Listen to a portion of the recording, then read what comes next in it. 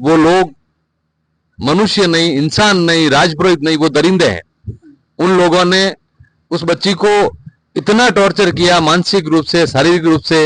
मेरी अभी इनके पिताजी से, मेरे भाई हैं वो, मेरी पूरी विस्तार में बात हुई।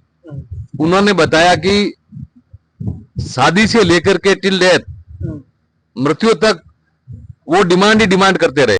तो वो उनकी बच्ची नहीं होकर अपनी बच्ची होती है, तो अपनी बच्ची के साथ जैसा बर्ताव करते हैं वैसा बर्ताव करना चाहिए।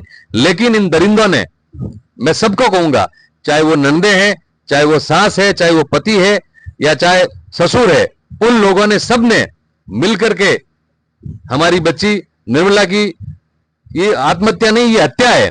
बाद में हो गया कि बिल्कुल, ये सीधी सी सीधी हत्या जो है दहेज के लिए की है। जैसा कि मेरे भाई चंदन सिंह जी ने ये बताया कि शादी के बाद जब प्रथम बार वो आई और दूसरी बार जब वो गई, तो उस समय 4 अंगूठियां उसके साथ भेजनी पड़ी।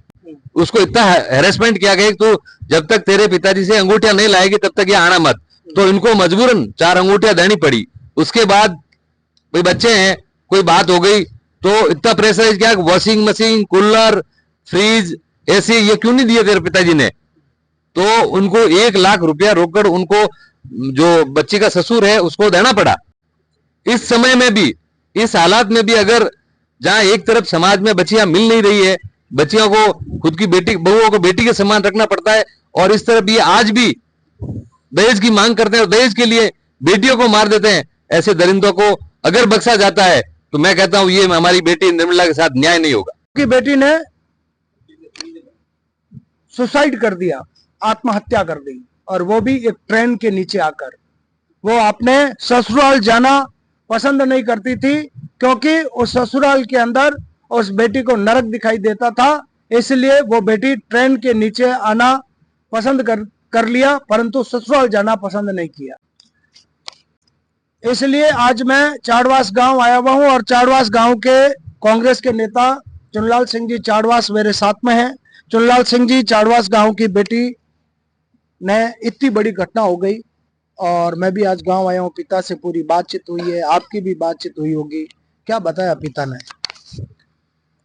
सबसे पहले तो मेरे लिए, मेरे जीवन का सबसे बड़ा, ये मेरी 25 साल की राजनीति में मैं कभी बोलते हुए दबता नहीं हूं, लेकिन मेरे जीवन में पहली बार आज मैं खुल के बोल नहीं पा रहा हूं कि जिस बच्ची को मात्र 15 माह हुए, उसके, मारवाड़ी में कहावत है, उसके हाथ की मेहंदी नहीं सूखी, और उसको आत्महत्या जैसा निर्णय लेना पड़ा।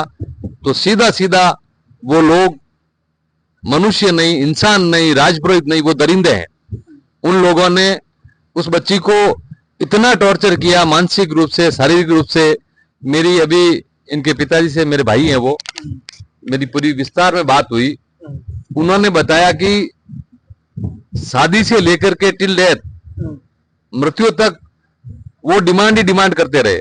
बच्ची को मानसिक यातनाएं भी देते और शारीरिक यातनाएं कैसी, जो 18वीं शताब्दी की हम जैसे बात करते हैं कि वो बहुएं होती थी, वो सास होती थी, दिन में अगर वो सो जाती थी तो उसको लात मार के उठाते थे।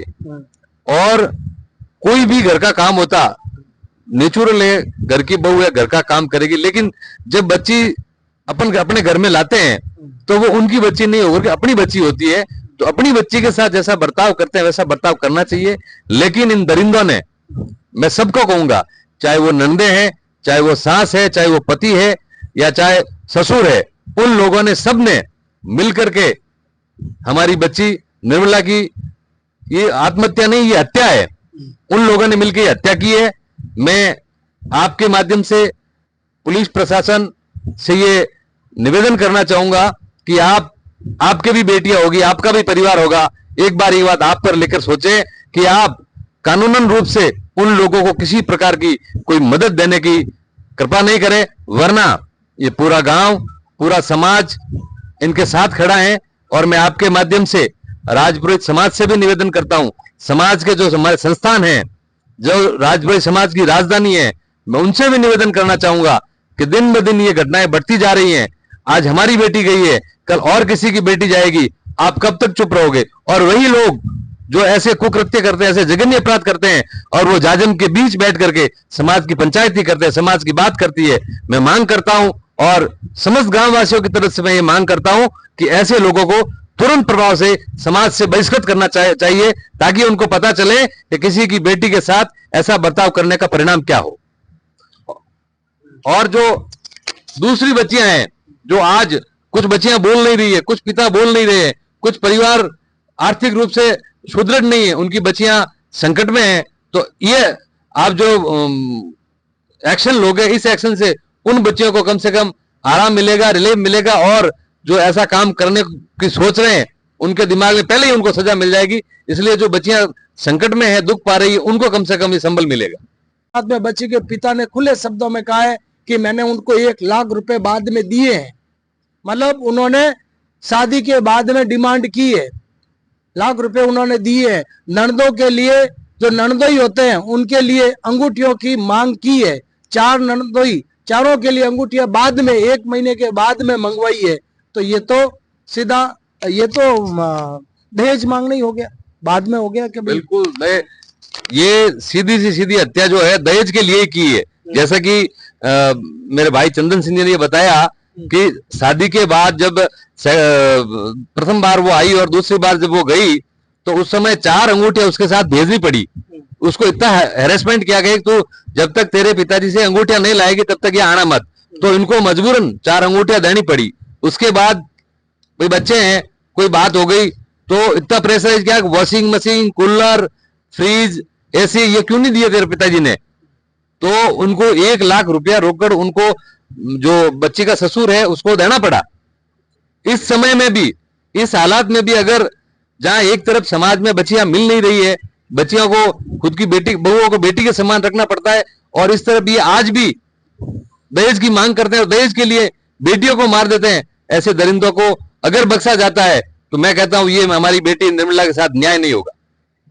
आप देख लो, चुनलाल सिंह जी चाड़वासू में पूरी बातचीत करी हूँ। आप इन मामले में कई विचार करो, कमेंट बॉक्स में जवाब जरूर दीजिए। जय हिंद, जय राजस्थान, विजय राजस्थान। मैं आप भाई नरपत सिंह डंडोरा, आप देख रही हो राजस्थान री आवाज।